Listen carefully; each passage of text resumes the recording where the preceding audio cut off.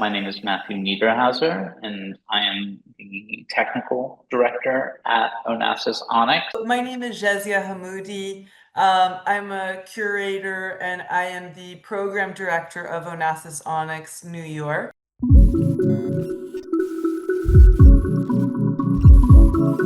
Onassis ONX is the Onassis Foundation's platform for new media and immersive art.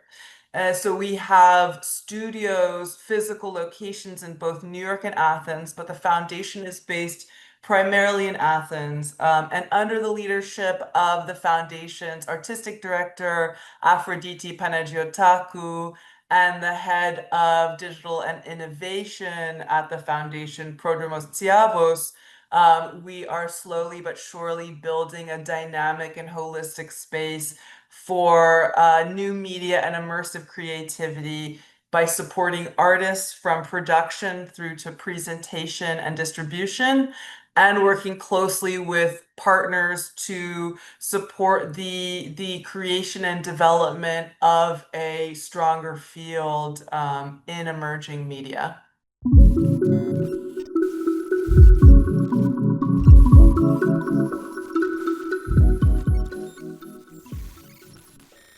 Contemporary art and creativity is really evolving in this phase of the 21st century, and many traditional institutions are not actually set up to support contemporary creativity. So to get more granular, it was really that our mentors and founding leaders, Aphrodite Panagiotakou, Karen Brooks Hopkins, and Karen Wong came together and said, hey, what do artists working in emerging technology, which seems to be, more and more on the forefront of contemporary culture, really need? And that's where the idea of Onassis ONX really started. It really started as a production space and has now evolved into a platform to provide more 360 support. In New York, who needed access to high-end equipment to further their creative practices.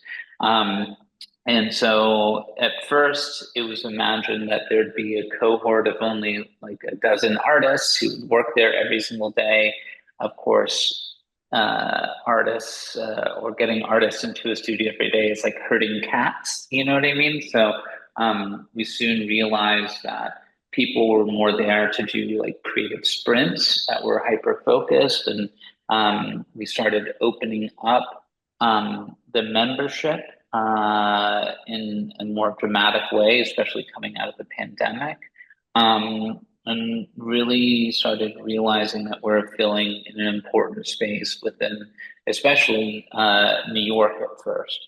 And became like a hub for this really dynamic and group of artists who, quite frankly, work across like a whole range of disciplines. And from there, that was sort of the beginning of the creation of this pipeline of giving the artists the tools they need to create new works. The foundation also provides us with a modest amount of budget every single year to also do seed grants to help propel people toward presentation opportunities. And I would say we were especially looking at like a festival level at first, which included, IDFA Doc Lab, Venice Immersive, Sundance, Tribeca Immersive, CPH Docs, and our ambitions also grew beyond even the festival format and trying to address larger cultural institutions in the city at first, but now globally, realizing that we could provide pretty deep consultation in terms of how they could build their own infrastructure to present these media and immersive works, but also we are starting to step in more and more where an artist coming out of their ecosystem needs a place to work or needs support in exhibiting a piece within, a larger institutional context. And so for us, that's like part of our field building mission now as well, is, working with this larger network of institutions who are, starting to more earnestly present these works.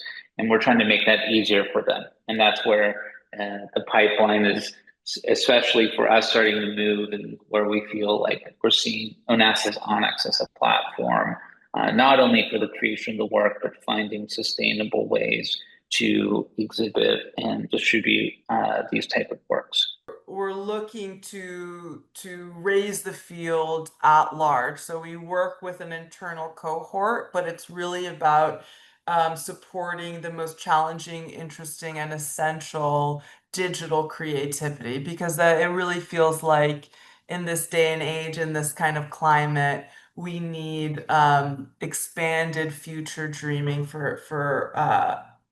a diversity of possibilities for what the world can look like. The taxonomies of kind of conventional cultural institutions don't really make sense for transmedia artists today. So we really have been fighting against this kind of stratification or isolation, kind of categoric isolation that doesn't feel true to how artists work today. So finding that there are, digital artists in museums, but these museums don't exhibit VR because immersive is looked at as a different field, and neither of them approach expanded cinema, and that belongs in a different kind of field. So something that we're really trying to seed is really being transmedia and kind of breaking through some of these historic barriers and taxonomies that don't really speak anymore to the larger creative world, to the thematics that are preoccupying all of us, and to what artists are really doing and audiences are interested in. So we're kind of trying to seed a little bit of a revolution where museums, immersive spaces, theaters all start talking to each other rather than being kind of siloed and deciding what is appropriate for them in terms of media arts.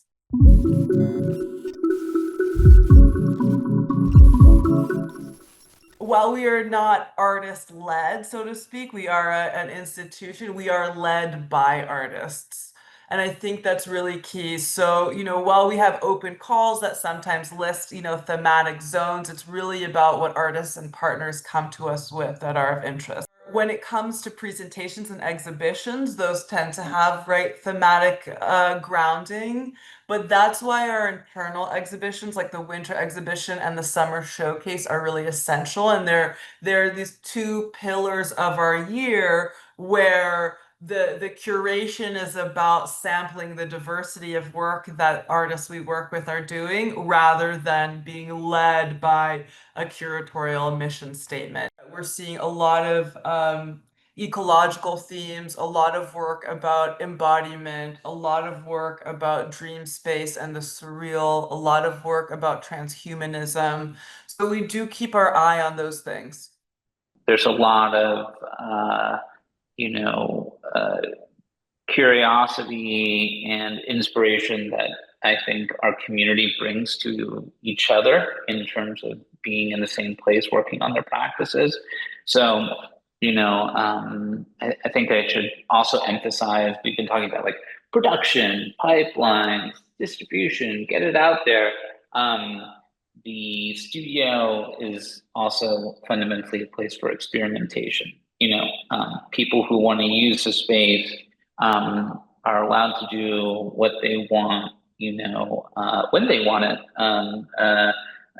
in order to explore new possibilities for their creative practice.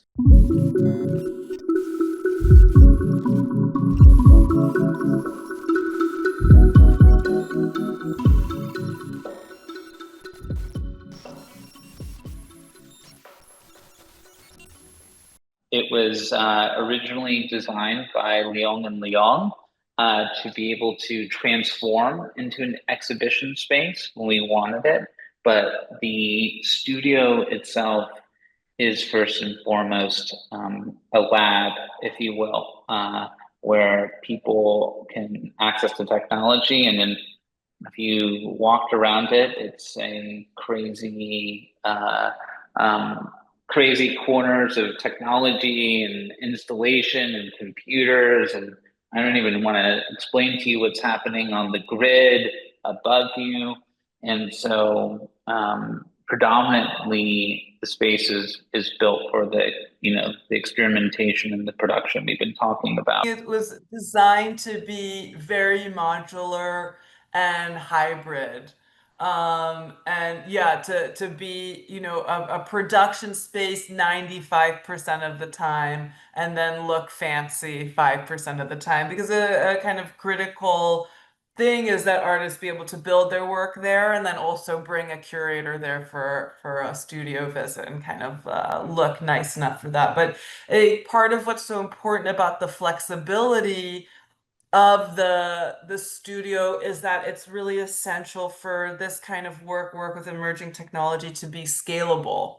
So the studio is created as a space for experimentation where real work can be done and also where the expanded possibilities for a singular project can be imagined. And that's where the curatorial conversation comes in.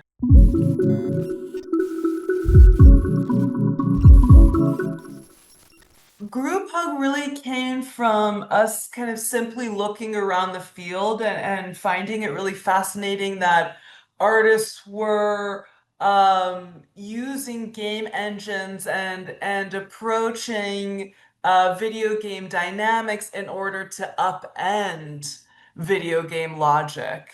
And also thinking about how enormous the video game industry is, right? It surpassed cinema in scale and certainly financially. But video games do have kind of very specific principles that are consumption oriented, that feed into, certainly political biases, hegemonies of power, etc., and so we were really looking at artists who upend those dynamics, who use video games to build community, to create avenues for understanding and conversation, and also space for chaos and open-endedness. While we were the kind of operational lead, we really did rely and look to both these curators and these artists to put together the show as a whole. And there are moments of challenge there, but the kind of benefits of working together and learning together from this incredible team far outweighed any like administrative challenge of having multiple curators. Or you know what I mean? That stuff quickly fell by the wayside. And I think it came together as a really beautiful and experimental and playful show. Group hug was give the people what they want. No, it was a really incredible exhibition to work on and to produce with the artists.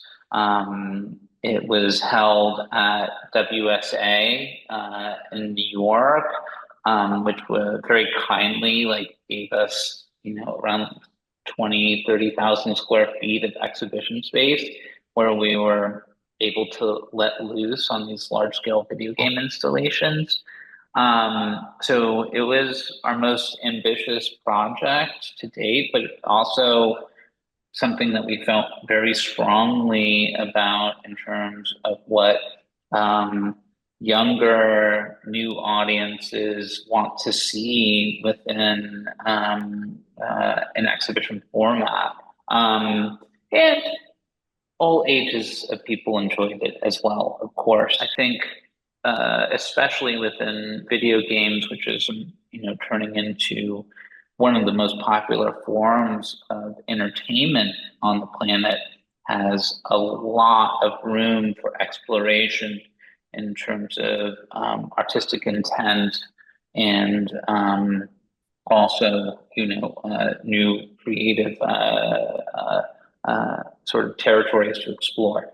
What it started as just a place for artists to come together and work. That was like a big step for us in terms of staking out new ground for how works could be exhibited.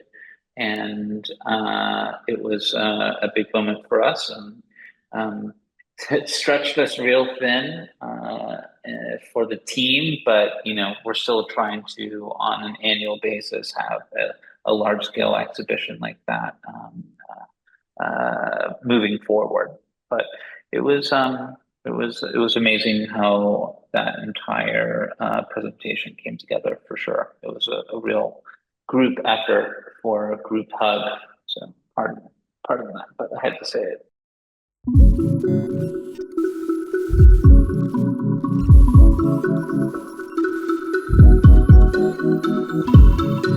Practice these works.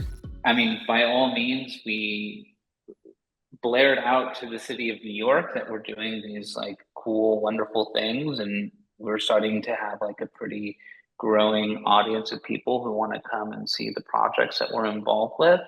Um, but there is, also an important aspect of what we're doing that has a longer term vision, or a longer term burn in terms of making sure that we also have curatorial teams, technical directors, people from larger institutions in New York who are in there and seeing what we are doing and showing the impact that these pieces can have. So yes, we want as much of a large public audience to come in, watch them, allow the artists to see how these audiences are interacting with their work. Also seeing this landscape shift a little bit in New York. There's been a recent public announcement for an institution called Canyon, which is a really interesting team and is supposed to be dedicated to this work. So we're starting to see some of these shifts.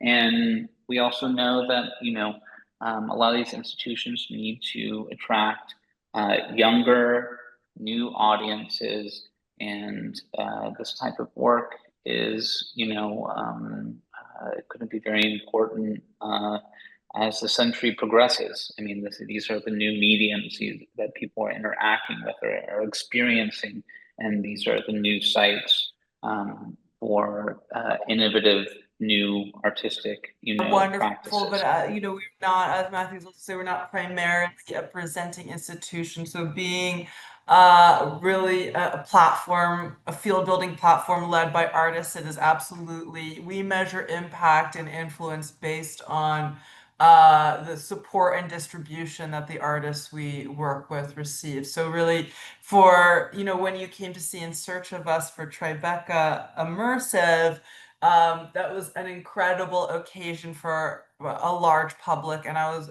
we were overjoyed to receive the amount of attention, press, ticket sales. All these things are wonderful, but the real measure of success will be seeing these works and seeing these artists go elsewhere and achieve more. Creating these new avenues, new pathways for the artists and the projects to continue to flourish. That's the real test.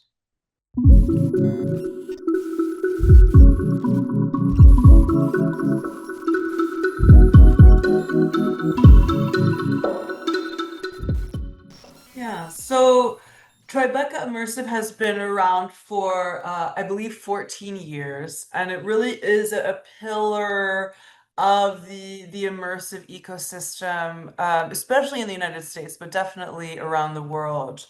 So it was such an exciting opportunity and offer that Casey Baltas, the head of Tribeca Festival's Game and Immersive program, gave to us and inviting us to come along as co-producers and co-curators with her, and certainly working with the GOG, which is this amazing, young, but already vital philanthropic, impact-driven organization for immersive was really, really exciting. And again, when Casey and I and our artistic director Aphrodite were curating Tribeca. It was really about responding to the current moment. There's really in the US, there was this it was a fearful moment. It was a moment of turning away from public discourse, turning away from diversity, from celebrating the multiplicity of human experiences, from ignoring the environment, ignoring the difficult conversations or stories, ignoring the body.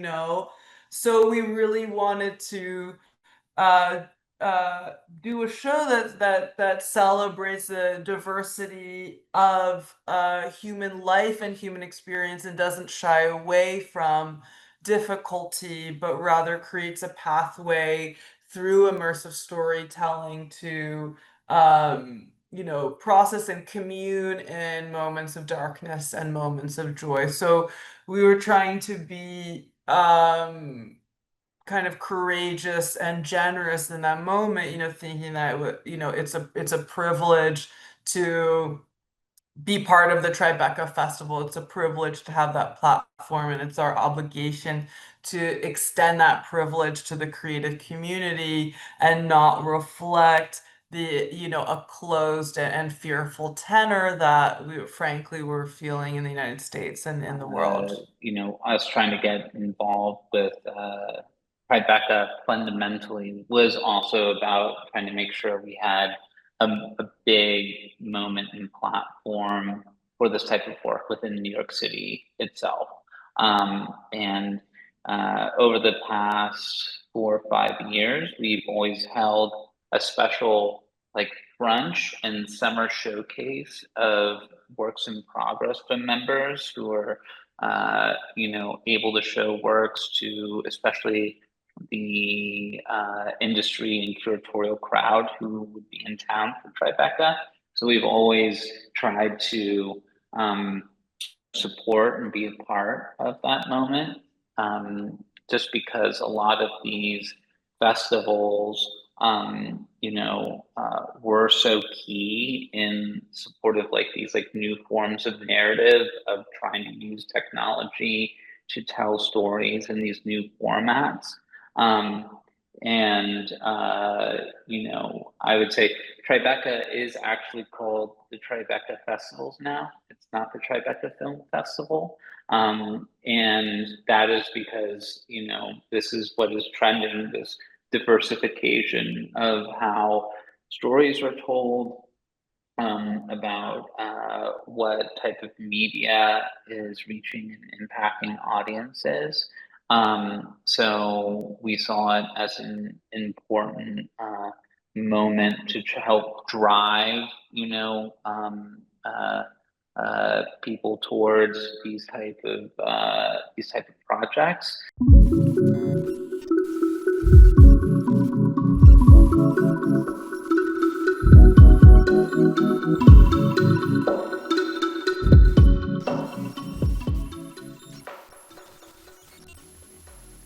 So the summer showcase is among those two pillars a year, the summer showcase and the winter exhibition, that are about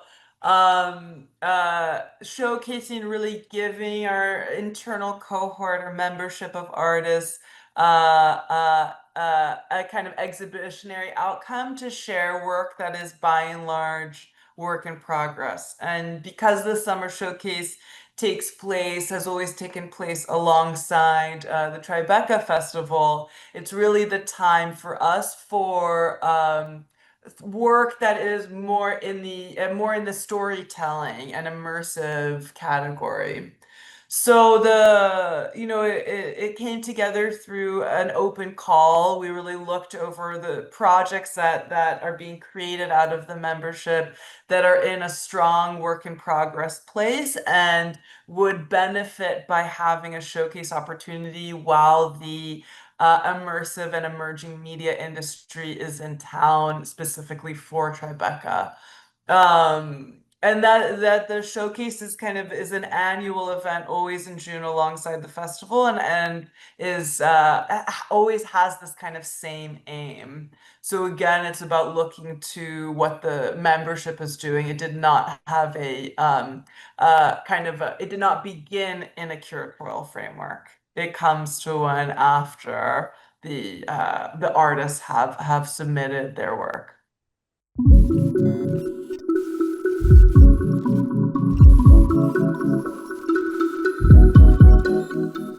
Probably the most exciting, two very exciting things happening this fall.